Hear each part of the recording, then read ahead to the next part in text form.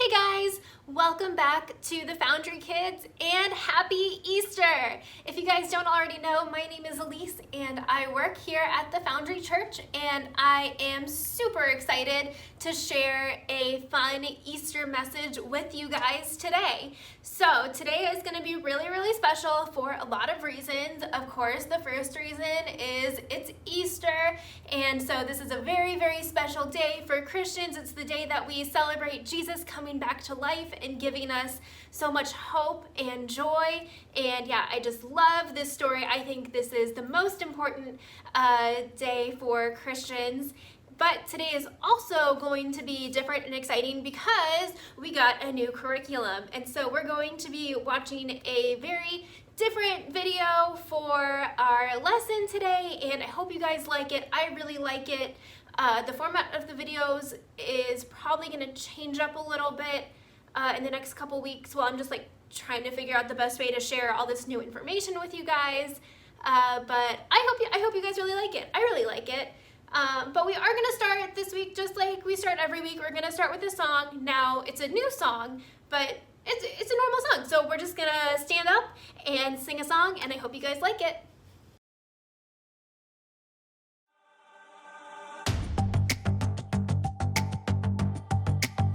You're my courage, I don't have to be afraid.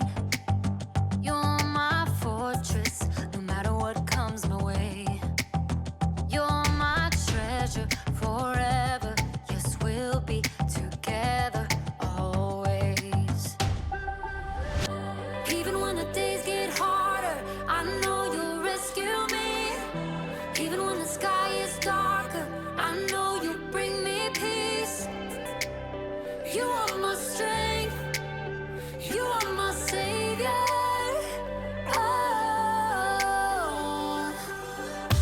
Even when the road gets longer, I know you'll be with me. Even when the waves crash harder, your face is all I see. You are my strength, you are my savior. Oh. You are with me every single day. Through the darkness, oh, you lead the way. You're my treasure forever, yes, we'll be together always. Even when the days get harder, I know you'll rescue me.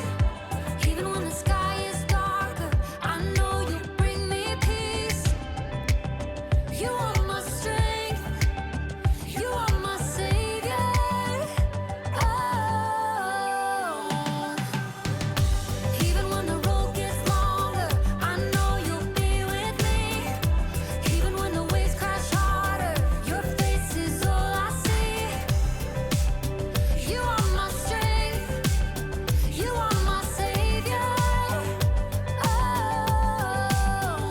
Every time I fall, you pick me up. You fight for me, you overcome. You bring me peace, you give me love. For you I sing, to you I run. I praise your name for all you've done. You are my strength, you are my savior. Ooh. Even when the days get harder, I know you'll rescue me. Even when the sky is darker, I know you'll bring me peace. You are my strength, you are my savior. Oh. Even when the road gets longer, I know you'll be with me. Even when the waves crash harder, your face is all I see. You are my strength, you are my savior.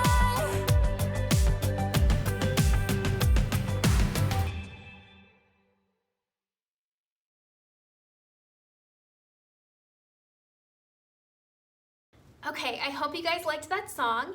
Now we are going to go into our lesson for today. And as you probably guessed, today we are talking about the story of Easter. It's gonna come from all over the Bible. They are talking about the things that happened in the Old Testament leading up to the New Testament, which is where Jesus comes in, and then all the way leading up to the resurrection of Jesus. So I really hope you guys like this lesson today.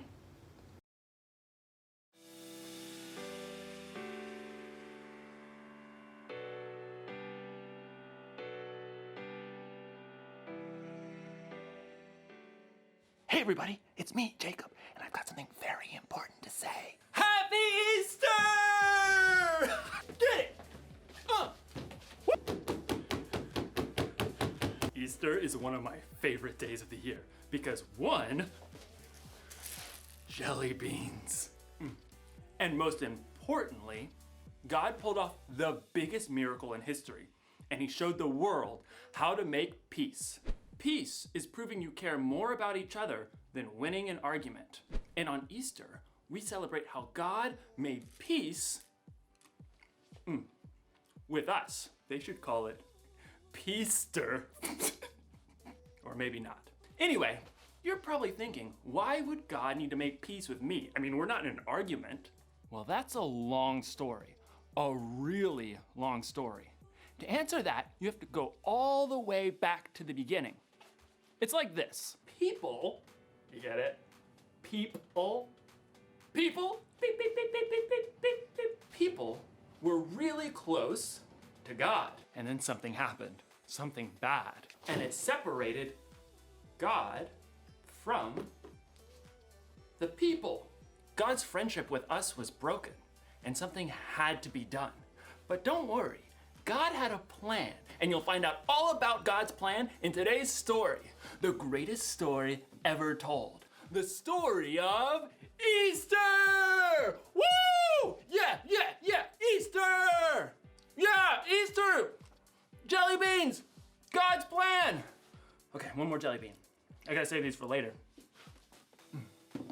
One more. That one was popcorn flavored. The Bible. It's 66 books of history, stories, letters, and poetry that fit together to form God's one big story. The epic adventure of how he created us and loves us so much that he made a way to rescue us. As we travel through the Bible, from Genesis to Revelation, we discover people who met God and found their lives changed forever. Now, for an amazing story. Inspired by the entire Bible. In the beginning, God created a magnificent paradise, and everything in it was good. He created water and land and plants and trees and birds and fish and animals. And then, from the very dust of the earth, God created a man called Adam. He created a woman called Eve. They were the first two people on earth, made in God's image, living peacefully in paradise. Adam and Eve were friends with God, but then they made a terrible choice. God had given Adam and Eve one rule. You must not eat the fruit from the tree of the knowledge of good and evil. If you do, you will certainly die. But the temptation was too great for Adam and Eve. They broke God's rule, and what was once a paradise became a broken world. People started telling lies. It was the woman you put here with me. She made me eat it. Brother fought against brother. No! Selfishness spread through generations. When there had been peace in the garden, now there was pain and sin and death separating people from their creator. But God had a plan to make peace once again with the people he loved so much. Hundreds of years after Adam and Eve broke his rule, God chose a man named Abraham and said, All nations on earth will be blessed because of you. Look up at the sky. Count the stars if you can. That's how many children will be born into your family. So Abraham had a son, Isaac, and Isaac grew up to have two sons of his own, Jacob and Esau. And those two sons had children of their own. Jacob, who God renamed Israel, he himself had 12 sons. So God had given Abraham a huge family just like he promised. But God's people, the Israelites, were still lost and broken, separated from him. They still did not have peace. They didn't have peace when God rescued them from slavery in Egypt, when God led them through the Red Sea to escape their enemies. Okay, great. But what are we supposed to eat out here in the desert? Sand? The nation of Israel didn't have peace when God gave them a new law. These commandments are hard. We want a king like all the other nations. They didn't even get peace when God gave them a king. The king's laws are no fair. We want a new God, like all the other nations. Nope. Nothing gave God's people lasting peace. They were still lost and broken and separated from God for thousands of years.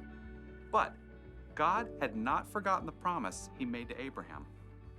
All nations on earth will be blessed because of you.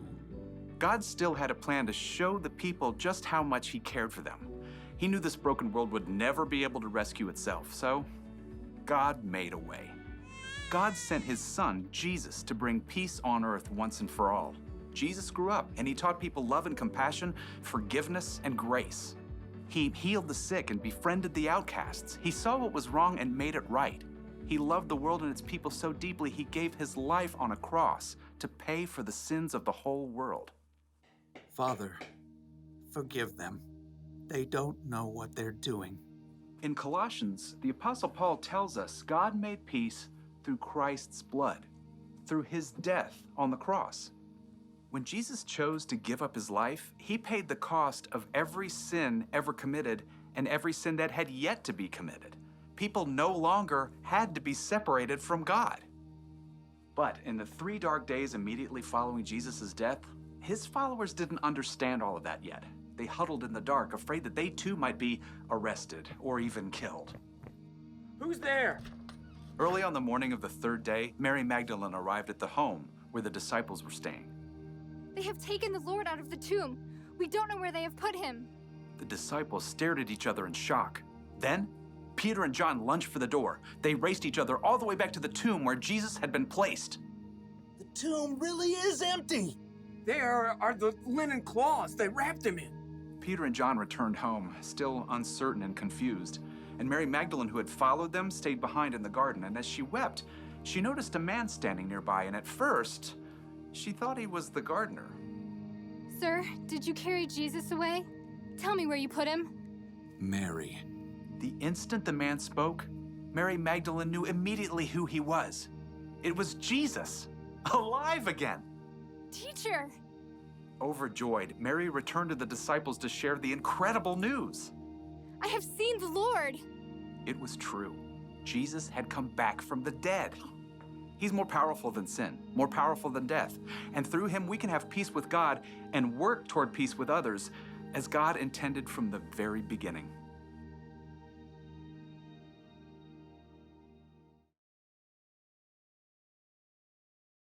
So it's like this. All of history, every moment of God's story led up to the life, death, and resurrection of God's Son, Jesus. Sin separated people from God. That was a problem that we couldn't fix. So God sent his Son, Jesus. And after Jesus' death, he beat sin. And after that, he beat death itself. So I guess you could say that Jesus was kind of like a bridge between people and God. That made it possible for us to reconnect with God. The Apostle Paul once wrote, God was pleased to bring all things back to himself. God made peace through Christ's blood by his death on the cross. Because of Jesus, we can be close to God again. We're at peace. Jesus is alive and he's made a bridge that will last forever. So, here's the one thing to remember today. God made peace with us. Remember that this Easter. Remember that every day. Really think about what Jesus did for you and tell God how grateful you are, and don't just keep it to yourself either. Share the peace of God with others by telling them about Jesus or by loving them like Jesus loves us. I'll see you next time.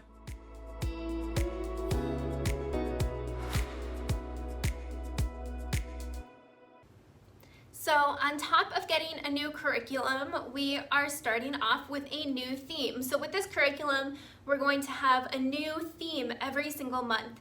And this month is all about reconnecting the bridge. So we're focusing on Jesus being that bridge that brings us closer to God. And that's what that whole theme is going to be about this month. Like I said, I'm really excited. I can't wait to share more information with you guys, and I hope you guys liked it. I hope you guys have a great Easter. I'm super excited about Easter. And yeah, I can't wait to see you guys next week for another lesson. I'll talk to you guys later. Bye.